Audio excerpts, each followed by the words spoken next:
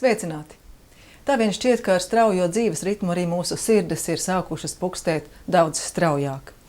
Nav īpaši patīkams tās ziņas, ka sirds problēmas gadās nevien vecākiem cilvēkiem, bet arī gados pavisam jauniem.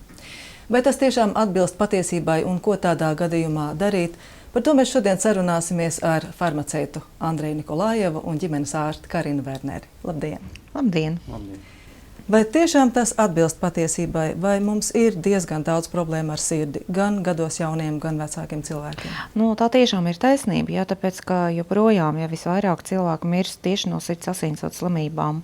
Un tā arī ir otra patiesībā, jā, ka sirds asinsvadu slimības paliek arvien jaunākas, jā, un agrāk cilvēki tiešām, ja par to sāk satraukties, sasniedzot vismaz kādu 45-50 gadu vecumu, ja, tad tagad nemaz nav retums, ja, ka cilvēki 30 gados ja, un līdz 30 gadiem ja, jau cieši no tām sirds asinsvadu saslimšanām. Kāpēc tā dzīvojam taču daudz labāk, civilizētāk? Varbūt arī tā civilizācija arī nosaka ja, to slimību biežumu, ja, jo gribās ja, kaut ko savādāku un dažādāku un modernāku, bet tas viss var atsaukties ja, tieši pretēji, ja, tā kā ar kādu nejauku slimību attīstību. Protams, ka cilvēki ir daudz jau dzirdējuši par holesterīnu līmeni, par augstu asinsspiedienu, bet viņu iztēlē tas īsti nesaistās ar tādu praktisku, reālu apdraudējumu. Kas tieši tāds slikts mūsu organismā notiek šai sakarā?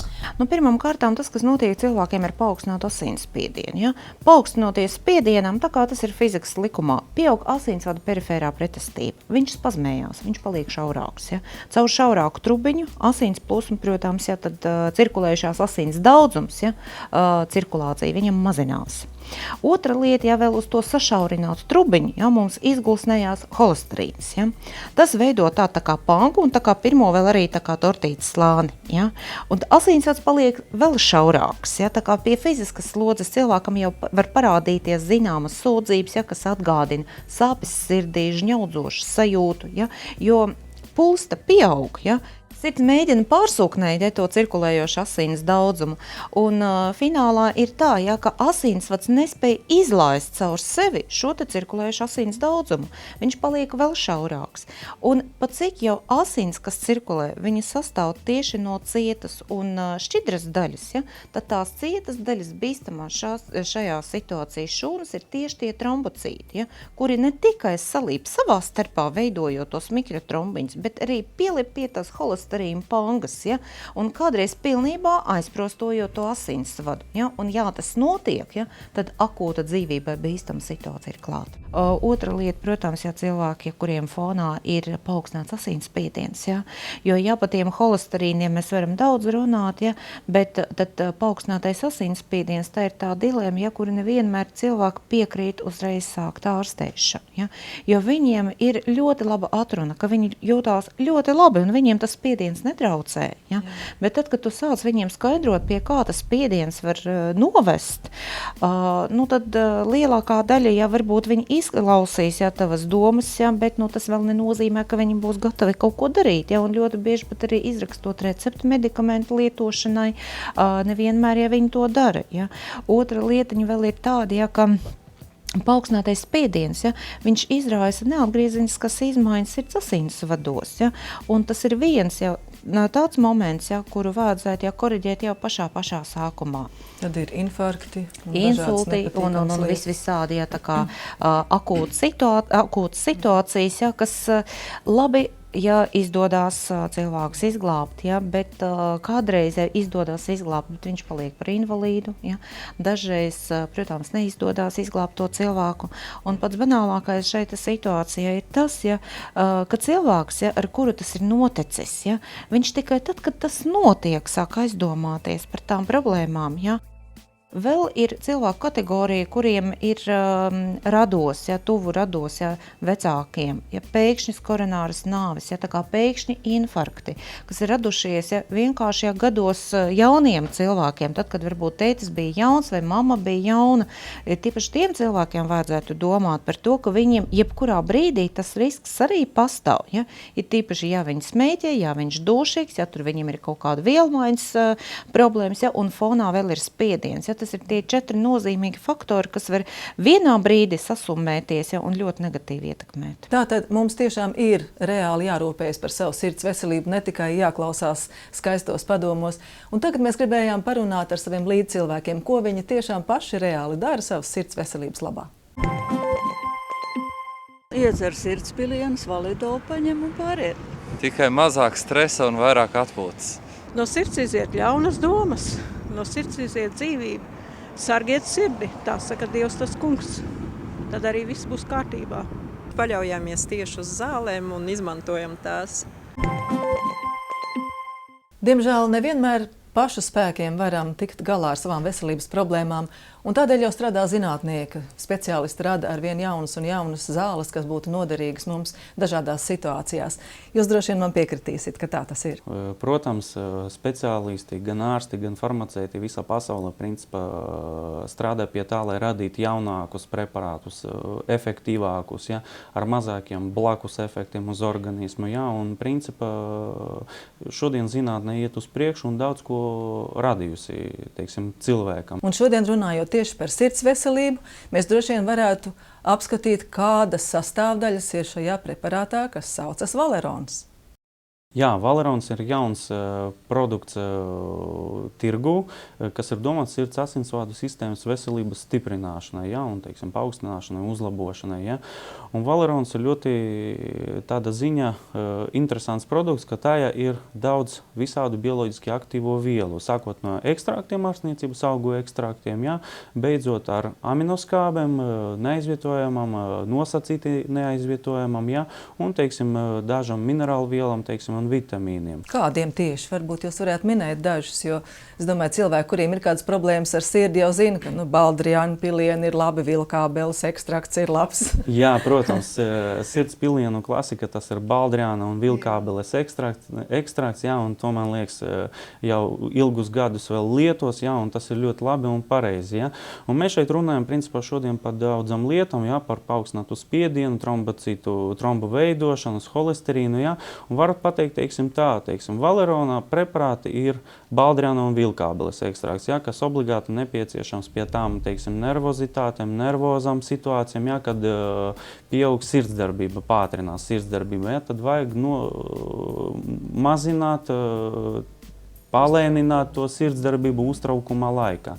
Tad ir ķiploka ekstrakts, kas plaši zināms, teiksim, pie holesterīna mazināšanas, ja, kas veicina holesterīna pazemināšanu, ja, un bremzē platnīšu veidošanos, to holesterīna pangu. Ja. Un vienkāršiem vārdiem pateikt tā var, ka ķiploka ekstrakts tīra asinsvadus vienkārši.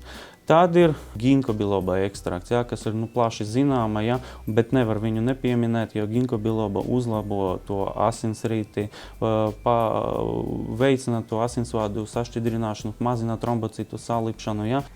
Tad Valerona sastāvā ir tāda bioloģiski aktīva viela kā L-karnitīns.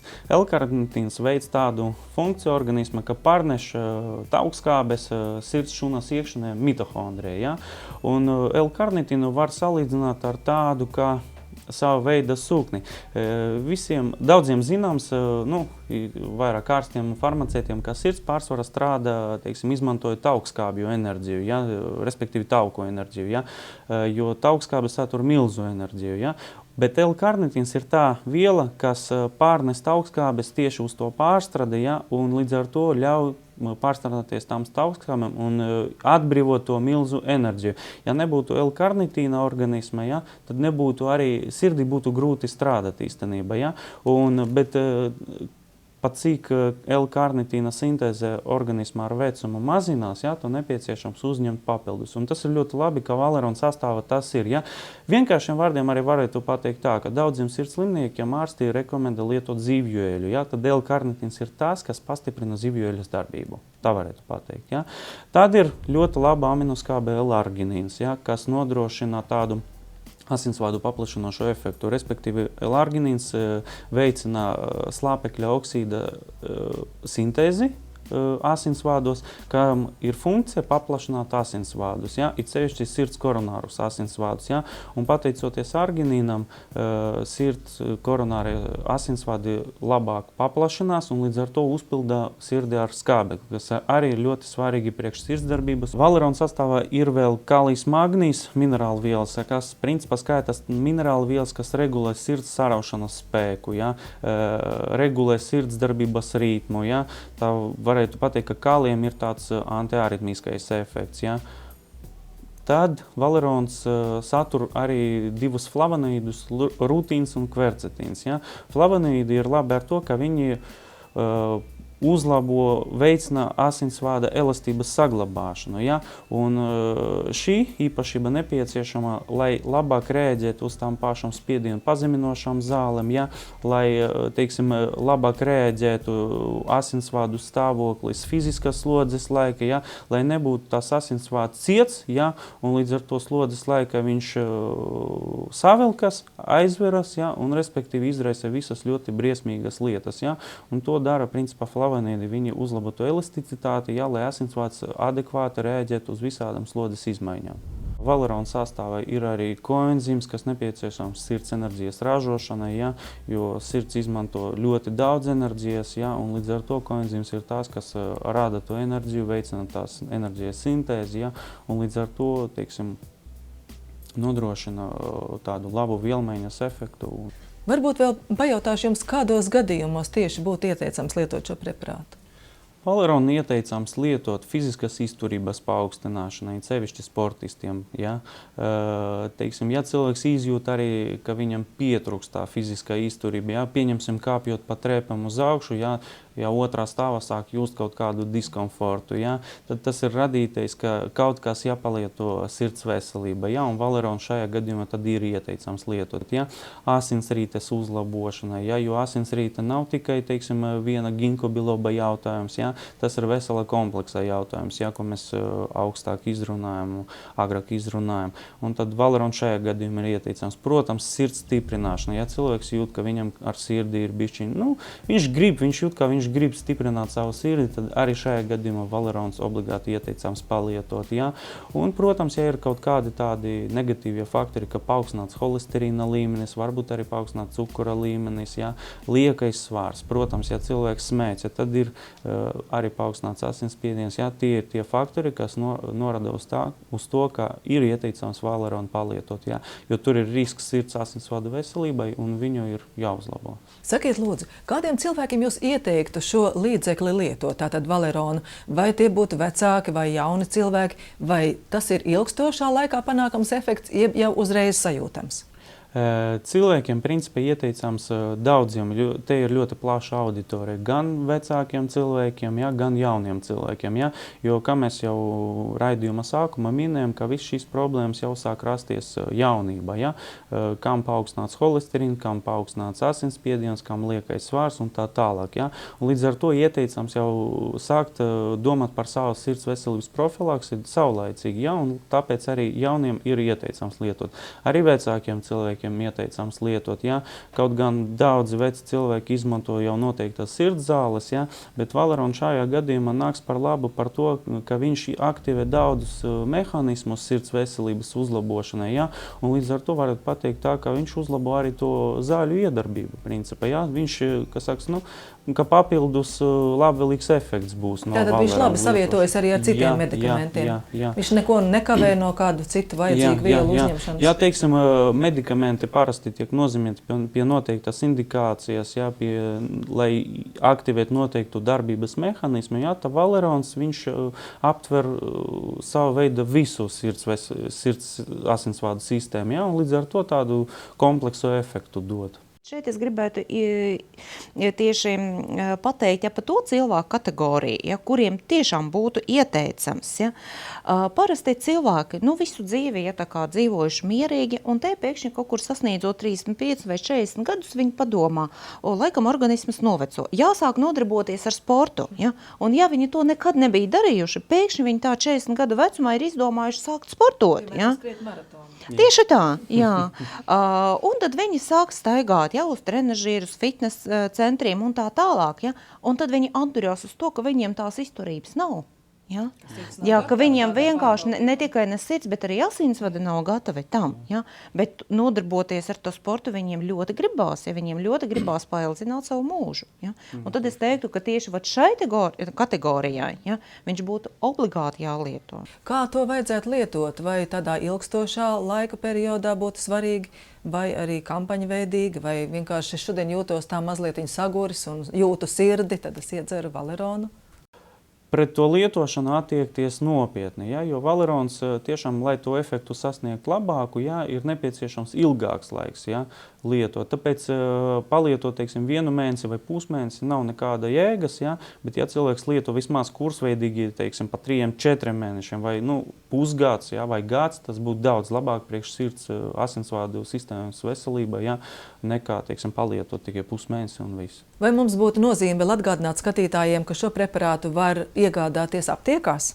Jā, protams, šo preparātu jāmeklē tieši aptiekas un jāpērk tieši aptiekas, ja, bet es gribu uzreiz vienkārši, ka tīri no situācijas zinu, ja, par cik tas ir jauns preparāts, ja, viņš uzreiz nebūs dabūjams aptiekas. Ja, un principā nevajag baidīties no šīs situācijas, vajag vienkārši palūgt farmaceitu pasūtīt šo preparātu, un nākošā diena valerona būs aptiekā. Kādi būtu vēl ieteicami līdzekļi kopā ar šo sirdi stiprinošo preparātu cilvēkiem, kuri jūtas varbūt ļoti lielā spriedzē cauri dienu?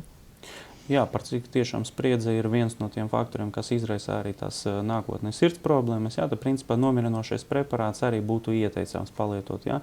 Un šeit, kā piemēru, es gribu pateikt ļoti labus vārdus par preparātu Nervostrong, jā, jo tik daudzas aktīvas vielas, kas ir nervostronga priekš nervu sistēmas, ja, ne tikai tās nomierināšanai, bet arī stiprināšanai, jo, teiksim, kad cilvēkam ir pastiprināta stresa slodze vienmēr, viņš visu laiku stresa, bet pilsētas cilvēks nevar neatrasties stresa ietekmē, ja, tad svarīgi ne tikai nomierināt to nervu sistēmu, bet arī stiprināt, ja, un nervostrongs arī ir tās preparāts, kas ne tikai nomierina, bet arī stiprina to nervu sistēmu. Tāpēc ir ieteicams varbūt, teiksim, noteiktos gadījumus, noteiktiem cilvēkiem, ja, gan valeronu lietot, gan arī nervostrongu lietot. Lai jums ir stipra sirds, un šodien no jums atvadāmies. Visu labu!